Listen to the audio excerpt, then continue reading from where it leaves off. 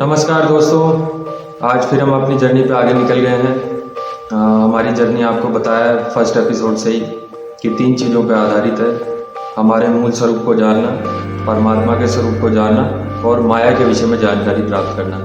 इन तीनों ही स्वरूपों को जानने के लिए सबसे इम्पोर्टेंट चीज़ जो हमारे अंदर डेवलप होनी चाहिए, एक तो क्यूरोसिटी होनी चाहिए, किसी भी चीज़ को, नई चीज़ को समझने की इच्छा शक्ति होनी चाहिए। और दूसरा, हमारा माइंड जो है उन सेंसेस में एक्टिवेट होना चाहिए जो कि इसको एडॉप्ट करते हैं। हमारे माइंड की 3 स्टेजेस हैं। एक तो स्टेज कहलाती है कॉन्शियस माइंड, दूसरी कहलाती है सबकॉन्शियस माइंड और तीसरी कहलाती है अनकॉन्शियस माइंड। इन स्टेजेस के बारे में जानेंगे। और सबसे इम्पोर्टेंट, मैं आपको पहले ये बता दूं कि जिन भी आध्यात्मिक गुरुओं ने, स्पिरिचुअल वर्ल्ड के जो मास्टर्स हैं, उन्होंने आज तक जो बताया है वो हम लोग क्यों नहीं अडोप्ट करते। क्योंकि वो लोग जो हैं इन चीज़ों को एक्सप्लेन करते हैं तो क्योंकि हम साइंटिफिक सारी ब्रीड हैं और हम लोग सब पढ़े लिखे लोग हैं, तो उनको साइंटिफिकली प्रूव करने हमारा मन निकल जाता है और हम फाइनली ये पाते हैं कि भाई साइंटिफिक स्केल पे ये चीज़ें प्रूव नहीं हो सकती, इसलिए हम इन चीज़ों को अडोप्ट नहीं कर सकते। और जो साइंटिस्ट का ग्रुप है वो हमेशा हमारी जो फिलॉसफी है उसके अगेंस्ट में कार्य करता है, इसको कभी अडोप्ट नहीं करता। तो इसलिए वो अपने विषय पे हमेशा केंद्रित रहते हैं। इसके अलावा बाकी जो आध्यात्मिक विषय हैं इनके बारे में वो लोग कभी जानने की इच्छा भी नहीं रखते और ना ही उन लोगों को इतना समय होता है कि इन चीज़ों के बारे में जाने। तो अब हम लोगों को जो एक्सप्लेन करने वाले लोग मिलते हैं उनमें से हमेशा उन लोगों को एक ही फील्ड की नॉलेज होती है, या तो साइंटिफिक फील्ड की नॉलेज होती है या फिलोसफिकल फील्ड की नॉलेज होती है। दोनों फील्ड्स की नॉलेज नहीं होने के कारण वो हमें एक्सप्लेन करते भी है तो हम उन चीज़ों को अडोप्ट नहीं करते। अब मैं अपने चैनल के माध्यम से जो हमारी फिलोसफिकल अप्रोच है उसको मैं साइंटिफिकली प्रूव करना चाहूँगा, इंटरप्रेट करना चाहूँगा। और इस कार्य करने के दौरान अगर मेरे से कोई गलती हो जाती है, मैं किसी चीज़ को एक्सप्लेन नहीं कर पाता, तो उस चीज़ को आप नेगलेक्ट करें। मैं आगे उस चीज़ को रेक्टिफाई करने की कोशिश करूँगा। और ये आप लोग मान के चलें कि कई हज़ार जन्मों के बाद भी हमें ये चीज़ें समझ नहीं आई हैं आज तक। और हमारी जो स्पिरिचुअल ग्रोथ इतनी है कि हम इन चीज़ों में आज भी घुसना नहीं चाहते और हमारा जो मेन मकसद है जीवन का वो आज भी हम समझ नहीं पाए हैं। तो मैं कुछ एपिसोड्स में, कुछ लेक्चर्स में आपको अगर इन चीज़ों को समझाना चाहता हूँ, एक्सप्लेन करना चाहता हूँ, तो उसकी लिमिटेशन समझिए। चलिए अब बात करते हैं माइंड के 3 स्टेजेस के बारे में। हमारा जो माइंड है उसमें 4% माइंड तो कॉन्शियस माइंड है, बाकी जो माइंड है वो सबकॉन्शियस और अनकॉन्शियस माइंड से मिलकर बना हुआ है। जो वर्ड है वो 3 फ्रेम पे काम करता है। जो मेटेरियलिस्टिक वर्ड हम देख रहे हैं उसकी बात कर रहा हूँ मैं। ये 3 फ्रेम पे काम करता है। एक तो इसमें आप देखिए मटेरियल का डिस्ट्रीब्यूशन है। अगर आप माइक्रोस्कोपिक स्टडी करेंगे तो किसी भी मटेरियल के अंदर आप देखेंगे वो मॉलिक्यूल से बना हुआ है। मॉलिक्यूल से अंदर अगर हम जाएंगे तो पता पड़ेगा वो एटम से बना हुआ है। और एटम्स के अंदर भी अगर हम जाते हैं तो उसमें न्यूक्लियस वाला पार्ट अलग है, इलेक्ट्रॉन वाला पार्ट अलग है। न्यूक्लियस में प्रोटॉन और न्यूट्रॉन्स स्टेबल अवस्था में हैं, उसके अंदर एग्जिस्ट करते हैं। और जो उसका मास है वो आप देखिए न्यूक्लियस में कंसंट्रेटेड है। और इसी तरह से अगर हम मैक्रोस्कोपिक वर्ल्ड को देखने जाएंगे तो हमारा जो यूनिवर्स है वो कई गैलेक्सीज से मिलकर बना हुआ है। स्टीफन हॉकिंस के अनुसार अगर हम स्पीड ऑफ लाइट से ट्रैवल करते हैं तो 80 ईयर्स हमारे को लगेंगे इस यूनिवर्स के एंड में जाने में। लेकिन ये भी साइंटिफिकली प्रूव नहीं है, क्योंकि जो माइक्रोस्कोपिक स्टडी है या मैक्रोस्कोपिक स्टडी है वो हमेशा इफेक्ट्स पे आधारित होती है, इसको हम मेज़र नहीं कर सकते। अब आप देखिए जो मैक्रोस्कोपिक वर्ल्ड है उसमें भी आप देखेंगे प्लानिटरी सिस्टम है, गैलेक्सीज हैं, एस्टेरॉइड्स हैं, स्टार्स हैं, इनका एवोल्यूशन हो रहा है। ये भी बर्थ और डेथ के साइकिल में बंधे हुए हैं। हर एक प्लानेट, हर एक स्टार और हर एक जीव हमारे अर्थ के ऊपर आप देखिए लाइफ और डेथ साइकिल में बंधा हुआ है और उसको एक फिक्स्ड पीरियड या लाइफ स्पान मिलता है। तो इस यूनिवर्स में एक तो मटेरियल डिस्ट्रीब्यूशन है, दूसरा हर एक पदार्थ चाहे वो सजीव हो या निर्जीव हो अपने बर्थ और डेथ साइकिल से जुड़ा हुआ है और इसको हम टाइम फ्रेम से जोड़ करके देख सकते हैं। अब तीसरी जो चीज़ है वो है स्पेस फ्रेम। तो आप देखिए किन्हीं भी 2 चीज़ों के मध्य में एक स्थान है, दूरी है, इसको हम स्पेस से डिफाइन कर सकते हैं। जैसे आप देखिए हमारा जो प्लानिटरी सिस्टम है उसमें अर्थ और दूसरे प्लैनेट्स सन से दूरी पे सिचुएटेड है। ये जो सन और अर्थ के बीच में दूरी है, अगर ये दूरी ख़त्म हो जाए तो सारा प्लानिटरी सिस्टम कोलैप्स हो जाएगा, सन के ऊपर डाइवर्ट हो जाएगा। इसी तरह से आप देखिए गैलेक्सीज जो हैं उनके बीच में भी डिस्टेंस है। और अगर हम माइक्रोस्कोपिक वर्ल्ड में जाते हैं तो आप देखिए जो न्यूक्लियस है उसके चारों तरफ इलेक्ट्रॉन जो ऑर्बिटल स्पेस है उसमें घूम रहे हैं। तो स्पेस जो फ्रेम है उसकी भी इम्पोर्टेंस है, और ये तीनों ही फ्रेम से मिलके हमारा जो है मेटेरियलिस्टिक वर्ल्ड बना हुआ है। तो जब हम इन चीज़ों को समझना चाहते हैं तो सबसे पहली जो रिक्वायरमेंट है वो है डिसकनेक्शन की, डिटैचमेंट की। अगर हम इस मेटेरियलिस्टिक वर्ल्ड से जब तक डिसकनेक्ट नहीं होंगे, डिटैच नहीं होंगे, हम इन गूढ़ विषयों को नहीं समझ पाएंगे। इसलिए मैं आज आप लोगों को बताऊंगा कि डिसकनेक्शन और डिटैचमेंट की आवश्यकता क्यों है। तो देखिए, डिसकनेक्शन और डिटैचमेंट इसलिए भी ज़रूरी है क्योंकि जो भी रिसोर्सेज हम आज इस मेटेरियलिस्टिक वर्ल्ड में इकट्ठा करना चाहते हैं वो जैसा एनवायरनमेंट चल रहा है तो ये पता नहीं हमारे भी काम आएंगे या आने वाली जनरेशन्स के भी काम आएंगे। दूसरा, आप सब लोग जानते हैं कि मृत्यु लोक है, इसमें जितने भी रिलेशनशिप्स हैं वो एक न एक दिन हमारे सारे छूट जाएंगे और हम फिर वही स्टेज में आ जाएंगे जिसमें कि हमें फिर डिसकनेक्शन को या डिटैचमेंट को अडॉप्ट करना पड़ेगा। और जब हम इन चीज़ों को अडॉप्ट करेंगे उस समय तक हम बहुत लेट अवस्था में आ जाते हैं और उस समय हमारे पास इतना समय बचता नहीं कि बाकी की चीज़ों का हम विश्लेषण करें, उन चीज़ों के बारे में जानकारी लें। हमारे माइंड की 3 स्टेट्स हैं, एक कॉन्शियस माइंड है, दूसरा सबकॉन्शियस माइंड है और तीसरा अनकॉन्शियस माइंड है। इन तीनों स्टेट्स को समझने के लिए हमें कंप्यूटर्स के बेसिक्स की जानकारी होना चाहिए। कंप्यूटर में जो डेटा स्टोरेज होता है वो मेमोरी कार्ड्स में होता है और डेटा हमेशा मैग्नेटिक फील्ड के रूप में स्टोर होता है। डेटा स्टोरेज जो सबसे टेम्परेरी यूनिट है वो है रैम, रैंडम एक्सेस यूनिट। इसके अंदर जो डेटा है उसमें सीपीयू जब परफॉर्म करता है तो टेम्परेरी डेटा रैम के अंदर स्टोर होता है। एक्टिविटीज़ परफॉर्म होने के बाद ये डेटा डिलीट हो जाता है। इसमें से जो हमारा इम्पोर्टेंट डेटा है वो उसको हम प्राइमरी परमानेंट मेमोरी स्टोरेज में डालते हैं और उसमें सॉर्ट आउट होने के बाद जो है ये सेकेंडरी स्टोरेज में या सेकेंडरी परमानेंट स्टोरेज में चला जाता है। तो ये जो डेटा का फ्लो है मैग्नेटिक फील्ड्स के रूप में, ये आप कंप्यूटर्स में देख सकते हैं। इसी तरह से मैग्नेटिक फील्ड्स के रूप में डेटा हमारे माइंड में स्टोर रहता है। माइंड की 3 स्टेजेस हैं। सबसे पहली स्टेज के बारे में बात कर रहा हूँ मैं, conscious stage. Conscious stage mind की वो स्टेज है जिसमें हम मेटेरियलिस्टिक वर्ल्ड से रिलेटेड एक्टिविटीज़ को परफॉर्म करने के लिए प्लानिंग करते हैं, स्ट्रेटेजी करते हैं और वर्किंग मैकेनिज्म बनाते हैं। ये डेटा जैसे कि रैम के अंदर एक्सेस होता है डेटा, उसी तरह से हमारा जो इनबिल्ट सीपीयू है उस डेटा को इस रैम के अंदर टेम्परेरीली स्टोर करता है।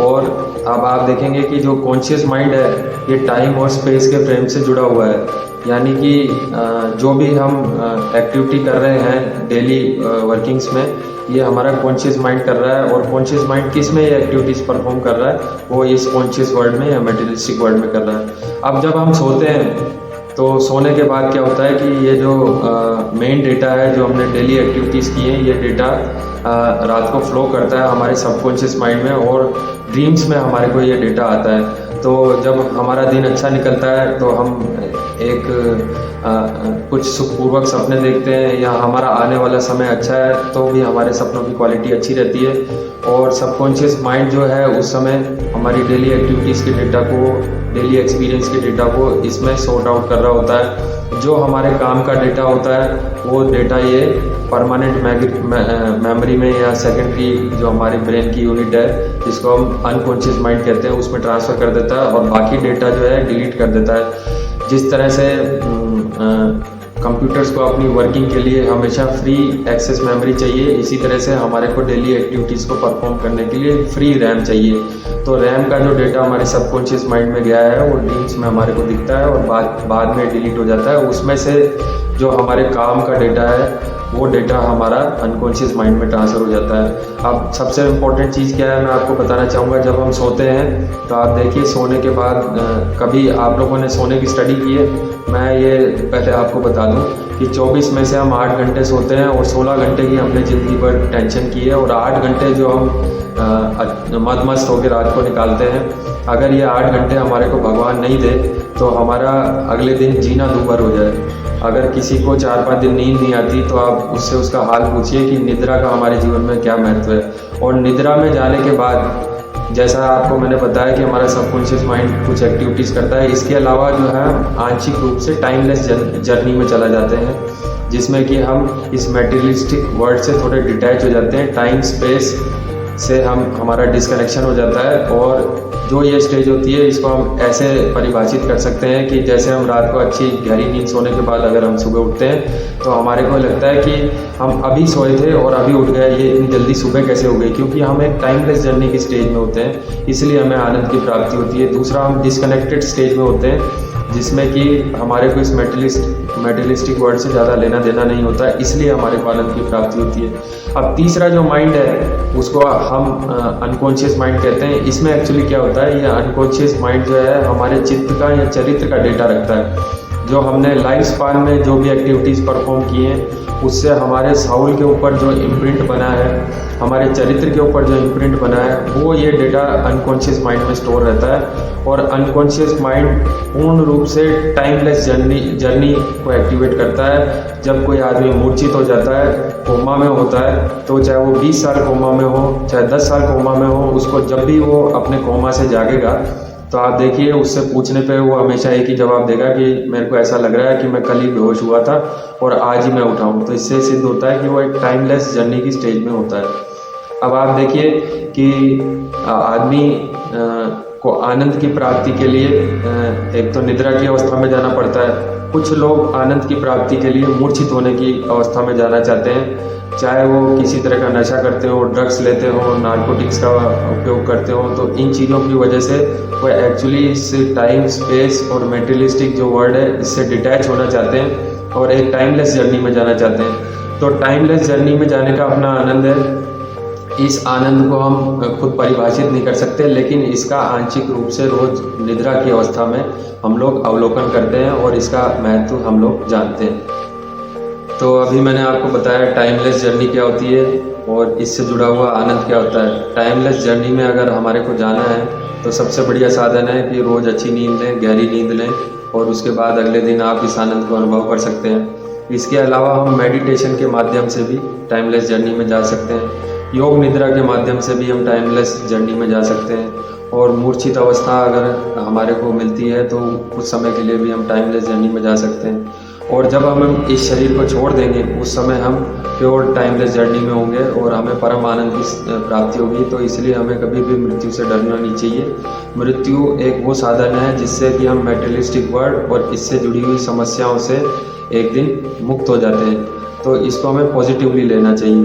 देखिए, जिस समाज में या जिस सिस्टम में हम रहते हैं वो हमेशा हमें एक्सट्रोवर्ट बनाना चाहता है, यानी कि बाहरमुखी बनाना चाहता है। हमें शुरू से ही ऐसी शिक्षा दी जाती है कि हम किसी न किसी फील्ड में प्रोफेशनल बन पाएँ, चाहे हम LLB करें, चाहे MBBS करें या इंजीनियरिंग साइड की कोई स्टडी करें या अकाउंट से रिलेटेड कोई स्टडी करें, और हम अपनी कोई प्रोफेशनल नॉलेज लें और इसी से हम अपना आगे जीवन निर्वाह करें। और इसके अलावा हम सोशल ऑब्लिगेशंस को मान करके चलें, प्रैक्टिकल होकर वर्ल्ड में कैसे एग्जिस्ट करना है, कैसे फाइट करना है, इन सब चीज़ों को सीखें। और ज़्यादा से ज़्यादा हम जिसे संक्षिप्त में कहना चाहें बाहरमुखी बने, दुनिया पे कैसे विजय प्राप्त करनी है इसके विषय में सीखें, ये हमें समझाया जाता है। जबकि हमें समझना चाहिए कि हमें हमारा वास्तविक मूल स्वरूप क्या है और उस मूल स्वरूप को जानने के लिए हमें इंट्रोवर्ट होने की आवश्यकता है। साइंस में जितनी भी डिस्कवरीज हुई हैं वो इंट्रोवर्ट होने की वजह से हुई हैं। जो न्यूटन और आइंस्टीन थे इनको सोशली बिल्कुल डिस्करेज कर दिया गया था। ये अपनी क्लासेस में, कॉलेजेस में और फैमिली लाइफ में बिल्कुल डिस्टर्ब रहे हैं।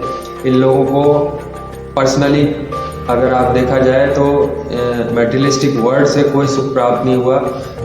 जैसे इन लोगों ने अपना डिस्कनेक्शन और डिटैचमेंट इस मेटेरियलिस्टिक वर्ल्ड से किया, तो इन लोगों को जब इन लोगों ने अपनी इंट्रोवर्ट जर्नी स्टार्ट की तो इन्होंने साइंस में अद्भुत डिस्कवरीज की हैं जिनको आज तक हम देखते हैं और समझते हैं और इनको हम अप्रेजल आज भी करते हैं। और इन लोगों ने ये सारी जो चीज़ें खोजी हैं वो अपने स्वयं को खोजने में या अपने अंदर से ही सारी चीज़ें निकाली हैं।